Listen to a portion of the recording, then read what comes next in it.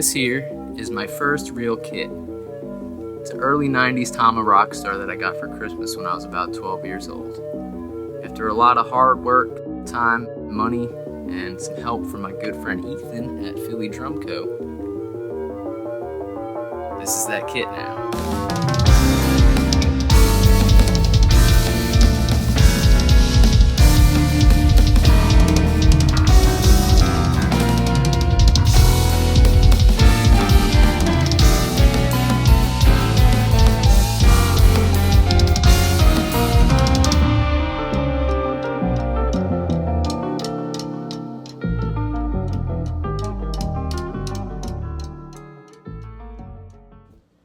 When I first got the kit, it was a standard 5-piece configuration with a 22 by 16 inch kick drum, 12 and 13 inch power toms, and a 16 by 16 inch floor tom. Over the next 2 years, with the addition of another kick drum, a 10 by 8 inch rack tom, and a 14 by 12 inch rack tom, I turned it into a big double bass 8-piece kit. About 10 years later, I decided to try to sell this kit on Craigslist and ended up getting rid of 3 of the original drums. The remaining 4 drums have been collecting dust in my parents' attic for at least a decade. Let's check them out. Here's the kick drum. You can see it has all these dings and scratches in the wrap. Because of this, I'm just going to end up rewrapping the whole kit. All the hardware and lugs have this thick corrosion on it. I'm going to actually wrap over the hole for this tom mount to give it a virgin bass drum look. Hoops I'm going to replace with maple bass drum hoops. You can see I'm missing a tension rod and a claw there. I'm going to replace that. The spurs on this drum are actually from a Grand Star bass drum. When I first bought this drum, it didn't have spurs on it, so I just ordered them. Here's the 14 by 12 inch tom.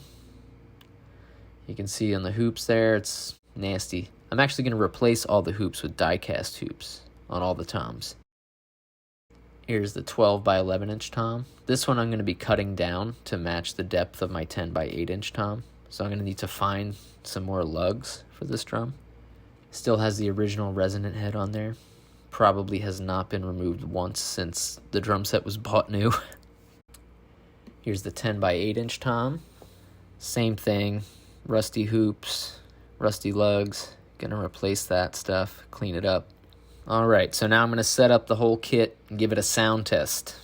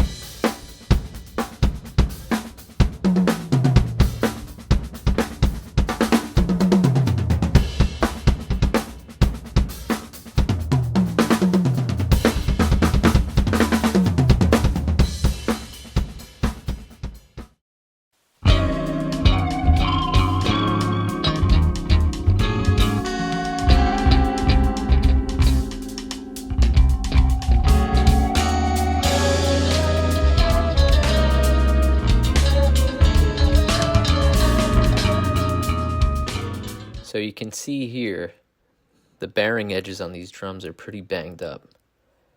I'm going to have my buddy Ethan at Philly Drum Co. recut all the edges on these drums. So I forgot to film myself removing the old wrap off of the drums, but the process was pretty simple. All I did was take a heat gun and apply some heat at the seams of the wrap to loosen up the old glue. And once that was loosened up, I just pried it off with a putty knife, and the wrap came right off.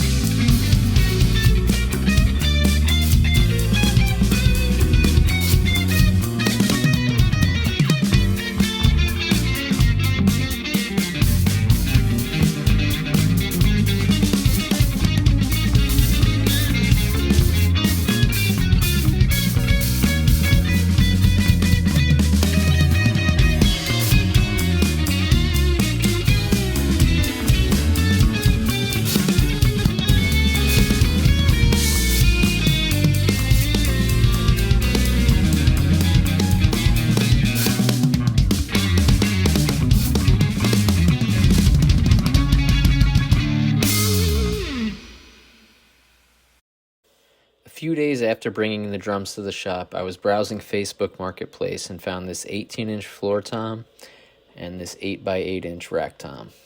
So I decided to pick them up and add them to the mix.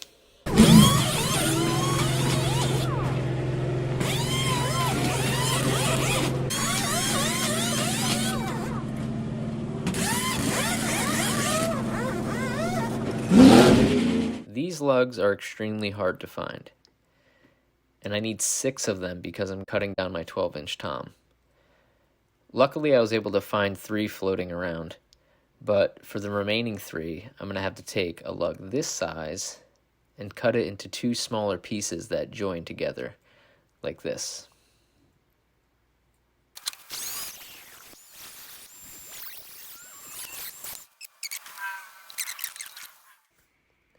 To clean up the hardware, all I did was rub it down with a fine steel wool. I didn't use any polish or anything, and it turned out just fine.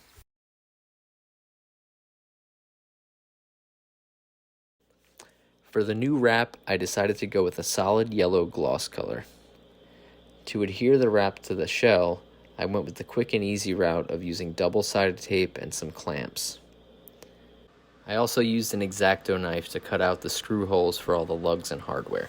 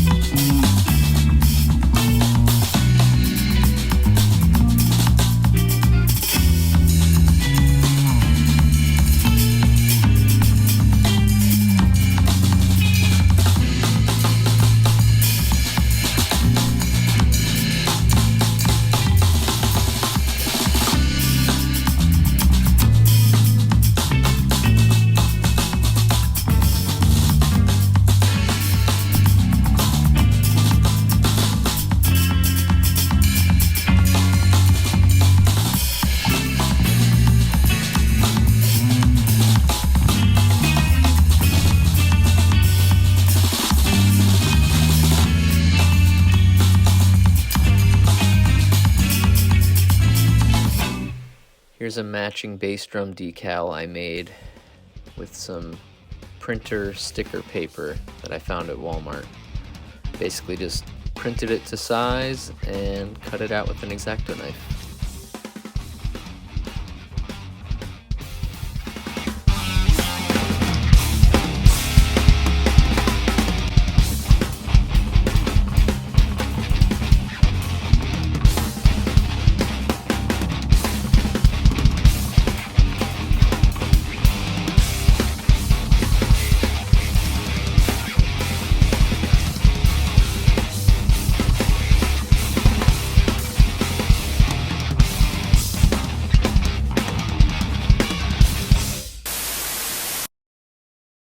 So before I go ahead and show you what the drums sound like after all these modifications, I just want to point out a few things that are worth considering when comparing the after sound test with the before sound test. One is microphones. On the toms in the before test, I had 2 Sennheiser MD421s on the 2 rack toms.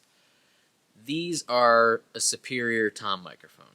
What I ended up doing for the after test, because I only owned 2 of those, was supplementing the rest of the toms with Shure SM57s. They're a great mic, but they're a little bit thinner sounding, and I think that sort of shows in the sound comparison. I just want to say, standing in the room playing these drums, they sound excellent now. Another thing to consider is the number of microphones.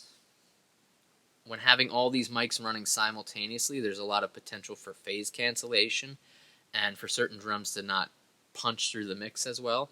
So I found that with fewer drums and fewer microphones, the mix sounds like it has a little bit more body to it in the before test. And in these tests, I'm doing no processing whatsoever. So it's more of a fair comparison. There's no gating or anything like that. So when there's literally 8 drums, 8 shells being close mic'd, I found that it's a bit more of a muddy, resonant mix.